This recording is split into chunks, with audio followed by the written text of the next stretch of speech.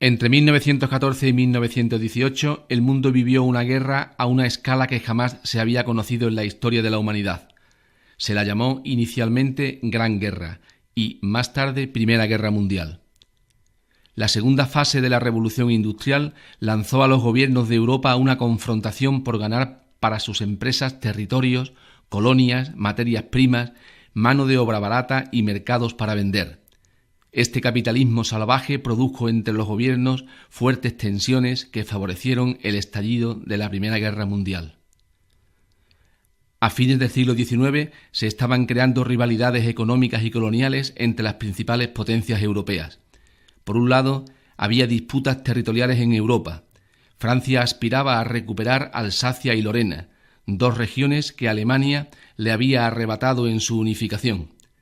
Italia aspiraba a incluir en su Estado unificado algunos territorios de lengua italiana situados en su frontera norte que aún mantenía el Imperio Austrohúngaro.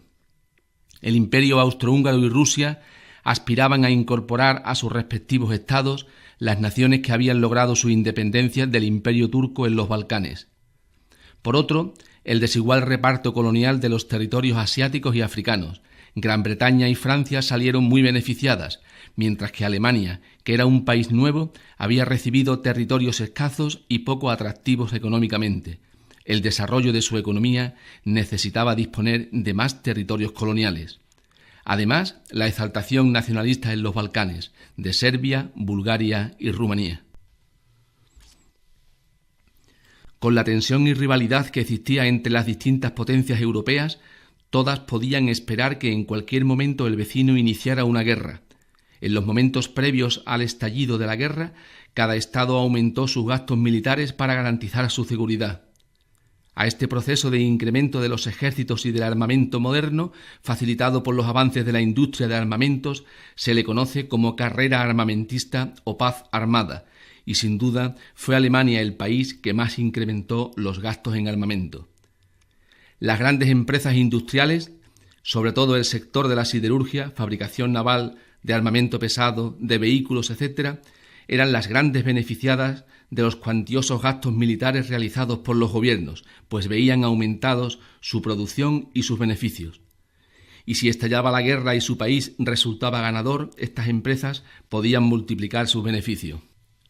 Como el peligro de guerra era inminente desde finales del siglo XIX, una cuestión importante era buscar amigos para cuando llegara el momento.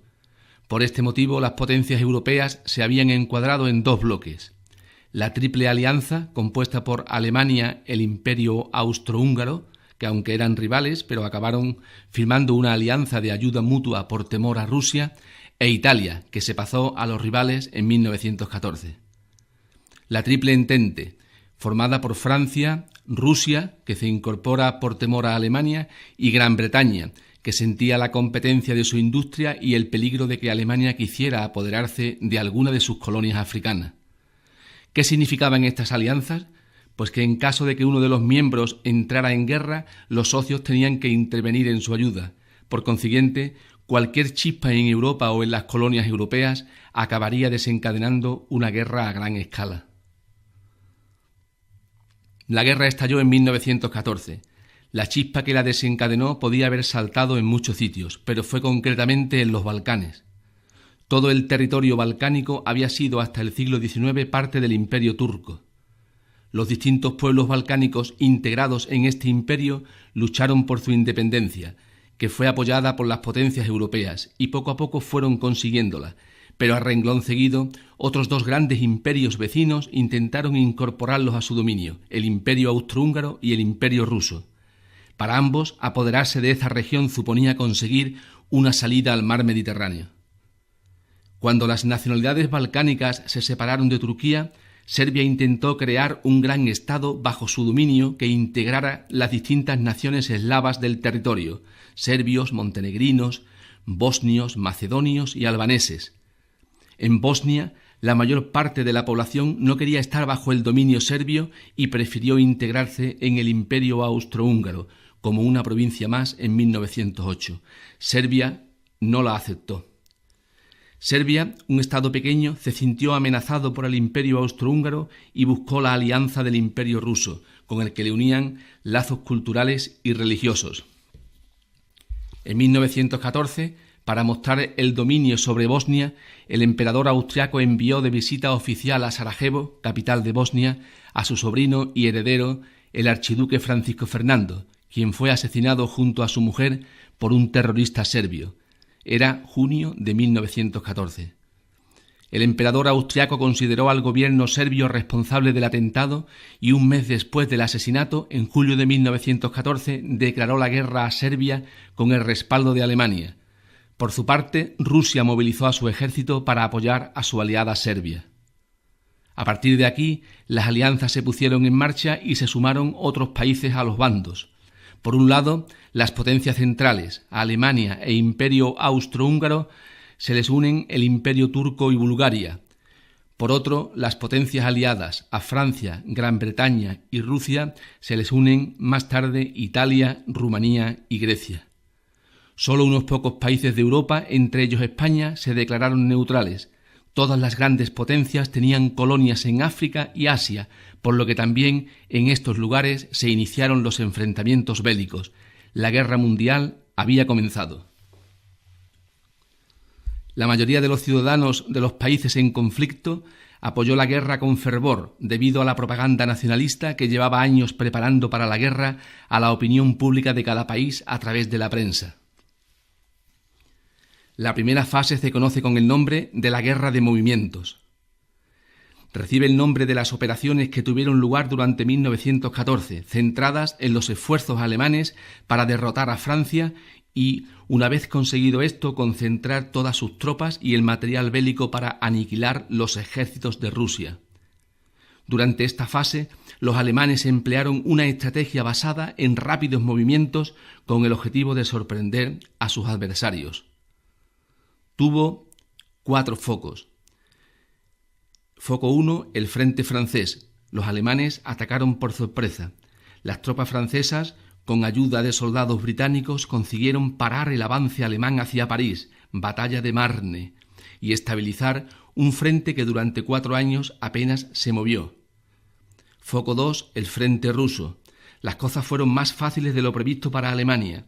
A pesar del enorme número de tropas rusas, su anticuado armamento, su mala organización y la falta de motivación de sus soldados provocaron una desbandada y permitieron que las tropas alemanas penetraran fácilmente en Rusia. El ejército alemán detuvo su avance en espera de una posible rendición rusa, ya que seguir avanzando hubiera necesitado de muchas tropas para ocupar un territorio tan extenso. Foco 3, el frente balcánico. Las tropas austrohúngaras también ocuparon con cierta facilidad Serbia y Rumanía, pero fueron frenadas en la frontera griega. Foco 4, el frente norte de Italia. En él ni Austria ni Italia lograron romper las defensas enemigas. En apenas 2 meses, en todos los frentes se había llegado a una situación de equilibrio que ninguno de los bandos lograba romper. La guerra de movimientos se paró y hasta casi el final de la guerra ambos bandos mantuvieron sus posiciones sin apenas cambios. La segunda fase, la guerra de las trincheras 1915-1917. Prácticamente desde septiembre de 1914 no hubo avances significativos de ningún bando en ningún frente. La nueva táctica defensiva de las trincheras mantuvo a los ejércitos bajo tierra durante 4 años. Entre ambas líneas de trincheras se abría un espacio desolado de varios kilómetros plagados de alambradas y obstáculos para impedir el avance del adversario. Ambos bandos sufrían bombardeos diarios y ataques con gases tóxicos. Además, las enfermedades que se extendían con rapidez en esos cenegales llenos de ratas y parásitos aumentaban el número de muertos.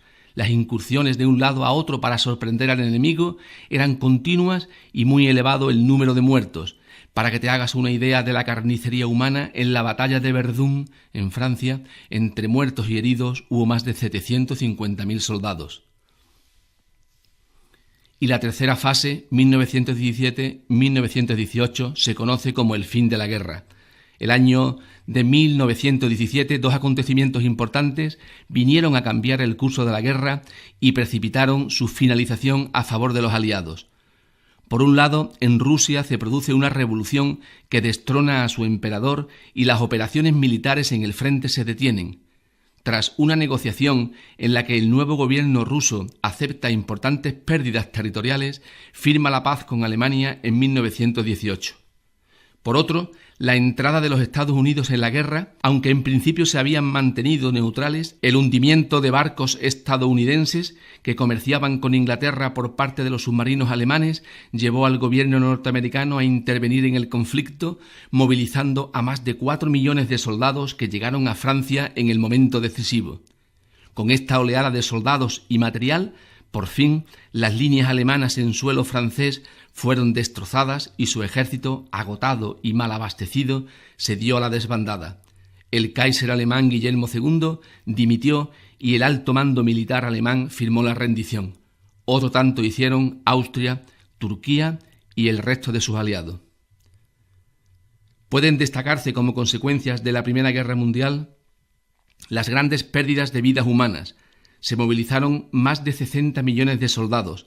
De esto, casi 10 millones de muertos en combate y más de 20 heridos y mutilados. Enormes pérdidas económicas. Afectaron a terrenos agrícolas, minas, fábricas, infraestructuras de comunicaciones, poblaciones, etc.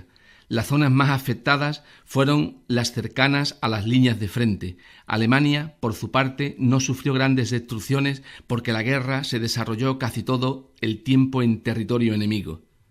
Los Estados Unidos se convirtieron en el gran banquero mundial y sus préstamos permitieron poner en marcha la reconstrucción de Europa, pues los países europeos no tenían dinero para reconstruir los daños causados por la guerra. Estos préstamos crearon una dependencia económica que tuvo consecuencias negativas a medio plazo. La incorporación de la mujer al trabajo durante la guerra le hizo tomar conciencia y a partir de entonces asumirá un creciente protagonismo en el mercado laboral. Las clases medias se empobrecieron, las masas obreras perdieron poder adquisitivo y muchos se enriquecieron con la fabricación de armas y especulación de víveres.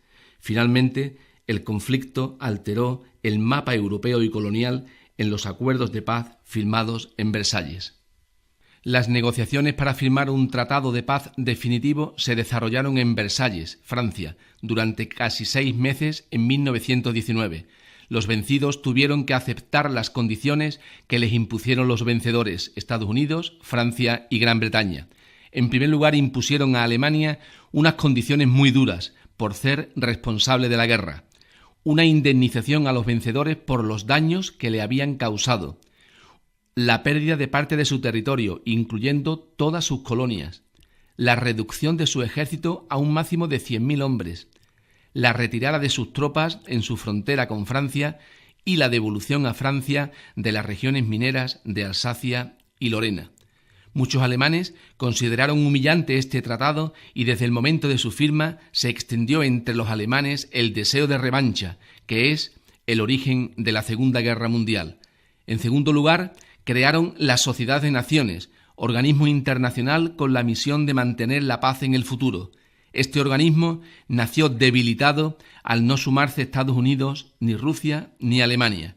Y en tercer lugar, los vencedores diseñaron un nuevo mapa de Europa y del mundo con numerosos cambios, los cuales no dejaron contentos ni a los derrotados, que sufrieron grandes pérdidas territoriales, ni a algunos vencedores, que no tuvieron todo lo que deseaban, ni a algunas nacionalidades que siguieron sin conseguir su independencia. Italia incorporó a su territorio 2 regiones fronterizas que habían sido austriacas, aunque quedó descontenta al no conseguir los territorios balcánicos que demandaba. El imperio turco desapareció, quedando reducido a la actual Turquía. El imperio austrohúngaro desapareció, dando lugar a las actuales Austria, Hungría, Chequia y Eslovaquia. Polonia surgió como Estado independiente, con territorios que ocupaban Alemania y Austria. El antiguo imperio ruso perdió territorios como Finlandia, Estonia, Letonia y Lituania.